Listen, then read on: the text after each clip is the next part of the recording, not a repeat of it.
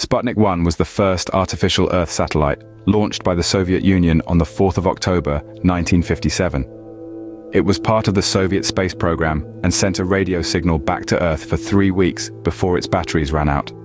It fell back to Earth on the 4th of January 1958 due to aerodynamic drag. The satellite's success led to a race for space supremacy between the US and the Soviet Union, culminating with the Apollo moon missions. The launch signified the dawn of a new era of political, military, technological, and scientific developments. The term Sputnik in Russian means satellite. The project was proposed by Sergei Korolev, the chief Soviet rocket scientist, and approved by the Soviet government. The satellite, named Object D, was to carry scientific instruments and was scheduled for launch in 1957. Work on the satellite was divided among several institutions, including the USSR Academy of Sciences and the Ministry of the Shipbuilding Industry. Preliminary design work was completed in July 1956, defining scientific tasks for the satellite. These included measuring atmospheric density, ion composition, solar wind, magnetic fields, and cosmic rays.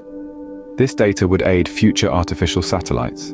A system of ground stations was planned to collect data, observe the orbit, and transmit commands.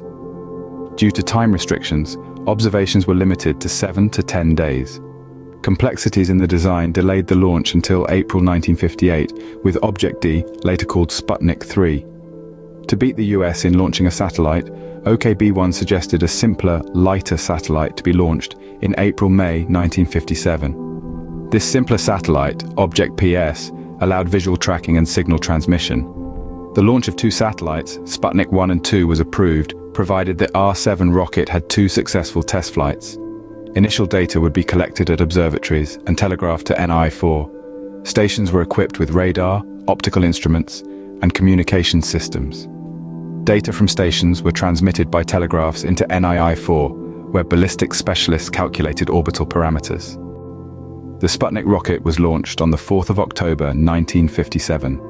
Telemetry showed that the satellite separated 116 seconds into the flight. The 7.5-ton core stage, with Sputnik 1 attached, reached an altitude of 223 kilometers, with a velocity of 7,780 miles per second. The rocket and satellite's creators watched the launch, then went to the radio station to listen for signals. They ensured the satellite was transmitting before informing Soviet Premier Nikita Khrushchev.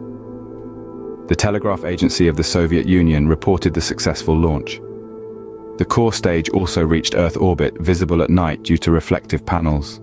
The satellite was less visible, but completed 326 orbits before its batteries died. News reports noted that those with a short-wave receiver could hear it. Listeners could tune into 20 megacycles, then slightly higher to hear the beep of the satellite. The first recording of Sputnik 1's signal was made by RCA engineers near Riverhead, Long Island. Students at Columbia University were the first to rebroadcast the Sputnik signal to the American public. Sputnik 1 was not immediately used for Soviet propaganda. The Soviets had maintained silence about their prior accomplishments, fearing it might expose secrets to the West. Sputnik's unveiling was marked with a wave of Soviet pride, underlining their technological prowess over the West.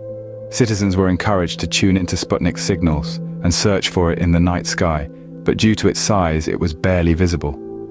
The launch of another satellite was ordered by Khrushchev to coincide with the 40th anniversary of the October Revolution.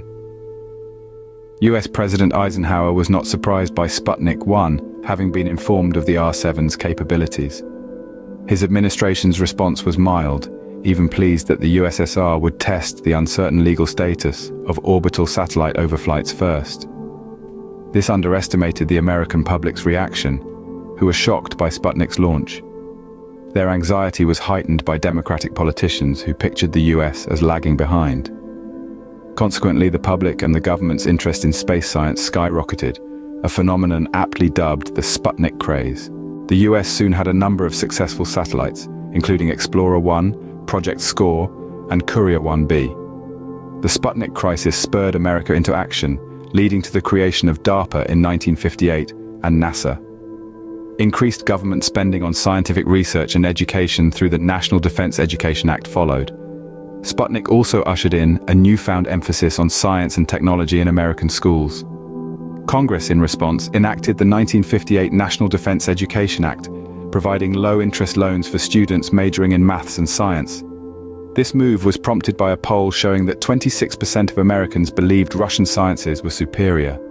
This paradigm shift inspired a generation of engineers and scientists. Influential figures like Harrison Storms, responsible for designing the Apollo command module and Saturn V launch vehicle's second stage, were inspired by Sputnik.